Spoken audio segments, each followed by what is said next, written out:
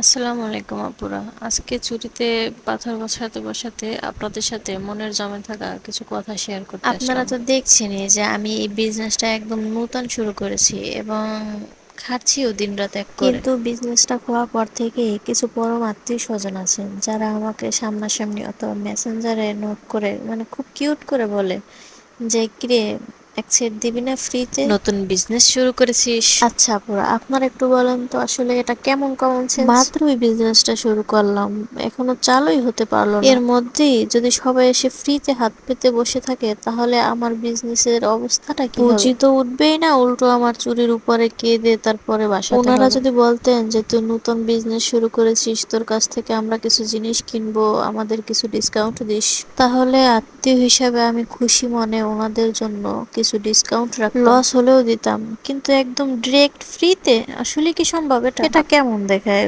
ওনাদের এতে লজ্জা করে না, কিন্তু উল্টো আমার লজ্জা লাগে এতে। এই যে দেখছেন আমি ভিডিওতে আঠাগুলো দিয়ে তারপরে পাথর বসাচ্ছি, এগুলো কি আসলে আমি ফ্রিতে কোথাও থেকে এনেছি? এগুলো তো টাকা দিয়ে মার্কেট থেকে আমাকে কিনে আনতে হয়। আর এই চুরির ম্যাটেরিয়ালস এর বিশেষ করে কুন্দনের যে দাম, সেটা আসলে আপনারা বুঝবেন না যারা সেলার, মানে কুন্দন নিয়ে যারা কাজ করে তারাই আসলে বুঝবে। তার উপর আবার ঘন্টার পর ঘন্টা বসে তারপরে কাজ করতে হয়, তাও আবার সবকিছু সামলিয়ে, বাসার সব কাজ সামলিয়ে তারপর। কিন্তু ওনাদের ভাবখানা এমন মনে হচ্ছে যে আমি আলাদিনের চেরাগ দিয়ে ঘরের কোণে বসে জাদুর চুরি বানাচ্ছি। কোনো খরচই হচ্ছে না, সবই ফু দিয়ে করতেছি। তাই এসব ফ্রি খোর শুভাকাঙ্ক্ষীদের বিনীত অনুরোধ, নতুনদের ফ্রিতে টেনে নিচে না নামিয়ে তাদের থেকে জিনিস কিনে তারপর তাদেরকে সাপোর্ট করুন। আর আমার যে খাটুনিগুলো দেখেছেন এগুলো শুধুই আমার কাস্টমার আপুদের যাই জন্য। হোক, আমার সুন্দর সুন্দর কাস্টমার আপুরা, জানাবেন এই কাস্টমার স্টোরিটা আসলে কেমন হয়েছে, কমেন্ট করতে একদম বলবেন না। ভালো থাকবেন, আল্লাহ হাফিজ।